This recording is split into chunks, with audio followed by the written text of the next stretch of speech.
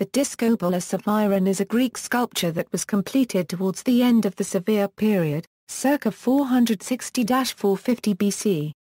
The original Greek bronze is lost, but the work is known through numerous Roman copies, both full-scale ones in marble, which was cheaper than bronze, such as the first to be recovered, the Palombara Discobolus, or smaller scaled versions in bronze.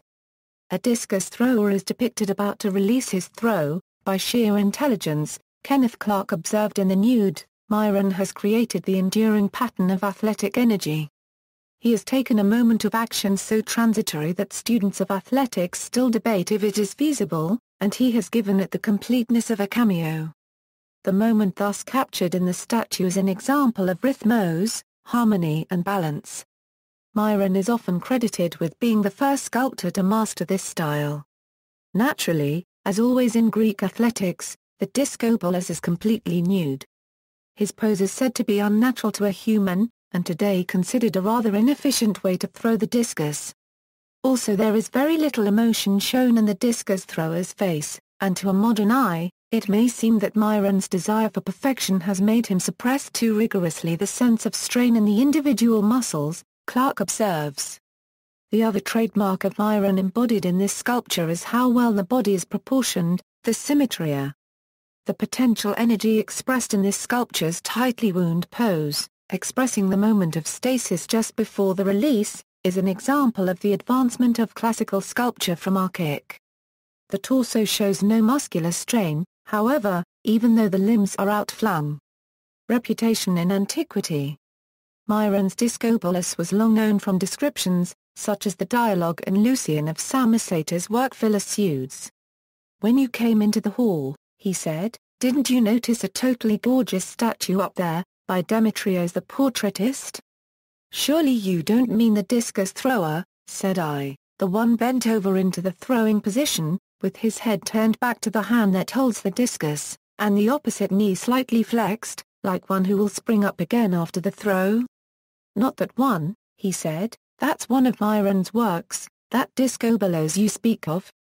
Discobolus and Discophorus. Prior to this statue's discovery, the term Discobolus had been applied in the 17th and 18th centuries to a standing figure holding a discus, a Diskophoros, which Ennio Quirino Visconti identified as the Discobolus of Naukides of Argos, mentioned by Pliny. Discobolus Palombara. The Discobolus Palombara, the first copy of this famous sculpture to have been discovered, was found in 1781. It is a 1st century AD copy of Myron's original bronze.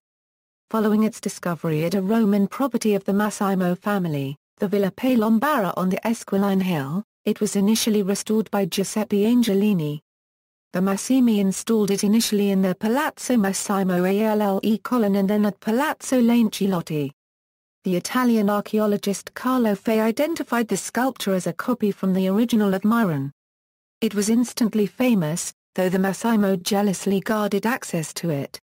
In 1937 Adolf Hitler negotiated to buy it, and eventually succeeded in 1938, when Galeazzo Sociano, Minister of Foreign Affairs, sold it to him for 5 million lira, over the protests of Giuseppe Botte, Minister of Education, and the scholarly community. It was shipped by rail to Munich and displayed in the Glyptotek. It was returned in 1948. It is now in the National Museum of Rome, displayed at the Baths of Diocletian. Townley Discobolus. After the discovery of the Discobolus Palombara, a second notable Discobolus was excavated, at Hadrian's Villa in 1790, and was purchased by the English antiquary and art dealer established in Rome, Thomas Jenkins, at public auction in 1792.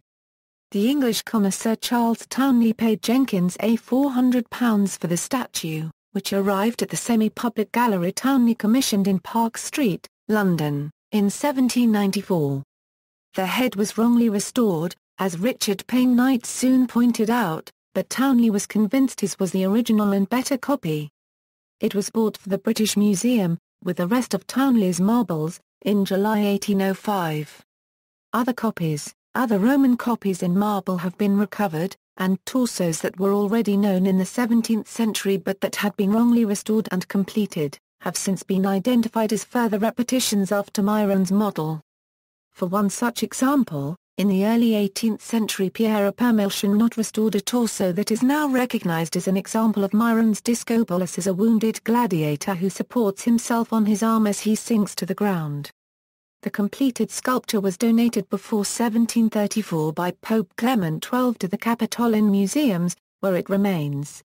Yet another copy was discovered in 1906 in the ruins of a Roman villa at Torpatino in the former royal estate of Castel Preziano, now also conserved in the Museo Nazionale Romano.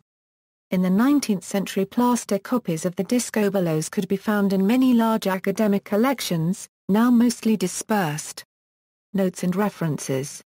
External links. Myron's Discobolus. A discussion about the sculpture between Dr. Beth Harris and Dr. Stephen Zucker on video at Khan Academy. Smart History, British Museum Collection Record, July 3, 1805.43.